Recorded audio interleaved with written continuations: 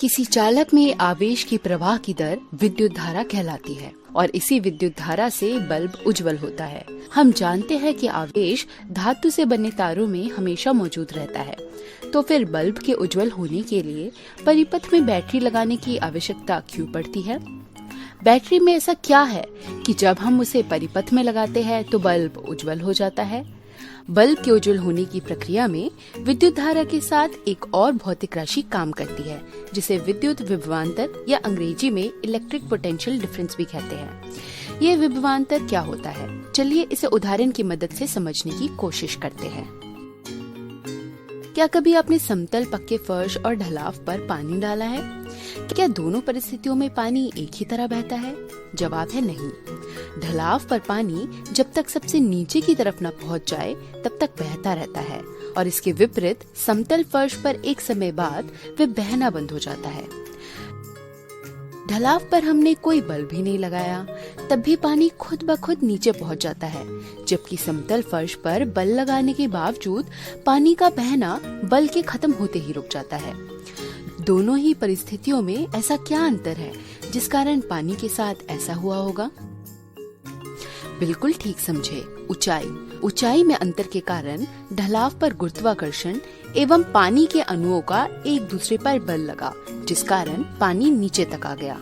इसी प्रकार समतल फर्श की जगह एक पानी का पाइप लिया जाए और उसमें पानी कुछ इस तरह हो, तो क्या नल की टूंटी खोलने पर हमें पानी मिलेगा? नहीं। जब तक पीछे से कोई बल नहीं लगेगा या यूँ कहे कि कोई दबाव नहीं बनेगा, तब तक हमें पानी आता नजर नहीं आएगा। इसी दबाव को बनाने के लिए पानी के पाइप को एक पानी की टंकी से जोड़ा जाता है। टंकी में ज्यादा पानी होने के कारण पाइप के मुंह में ज्यादा दबाव बना रहता है और जैसे ही हम नल खोलते हैं, जहाँ दबाव कम होता है, पानी ज्यादा दबाव वाले क्षेत्र से कम दबाव वाले क्षेत्र की ओर चलने लगता है। यहाँ भी ढलाव की ही तरह ऊंचाई के अंतर के कारण इस दबाव में अंतर आता है। तो एक निष्कर्ष हम निकाल सकते हैं कि पानी के गमन करने के लिए दबाव में अंतर होना आवश्यक है। इस चित्र में यदि पानी के पाइप को एक धातु के तार और पानी की टंकी को एक बैटरी से बदल दिया जाए तो हमें कुछ इस तरह का चित्र मिलता है। हम जानते हैं कि विद्युत धारा के गमन करने के लिए परिपथ का बंद होना जरूरी है, तो बैटरी के दूसरे छोर को बल्ब से जोड़ देते हैं। विद्युत भी इसी उदाहरण की तरह है। विद्युत धारा के गमन करने के लिए जरूरी है कि परिपथ में दबाव के अंतर की ही तरह एक अंतर उत्पन्न हो, जिस अंतर को विज्ञान की भाषा में विद्युत विभवांतर या पोटेंशियल डिफरेंस कहते हैं। जैसे पानी ज्यादा दबाव से कम दबाव वाले क्षेत्र की ओर चलता है, उसी प्रकार विद्युत धारा भी ज्यादा विभव वाले क्षेत्र से कम विभव वाले क्षेत्र की ओर गमन करता है। बैटरी के एक छोर से दूसरे छोर के बीच विभव का अंतर लिया जाए तो वह विभवांतर कहलाता है। बैटरी में रसायन प्रक्रियाओं के कारण हमें ये विभवांतर प्राप्त होता है। विज्ञान की भाषा में एक इकाई आवेश को परिपथ में एक जगह से दूसरी जगह तक ले जाने में जो कार्य किया जाता है वह विभवांतर कहलाता है।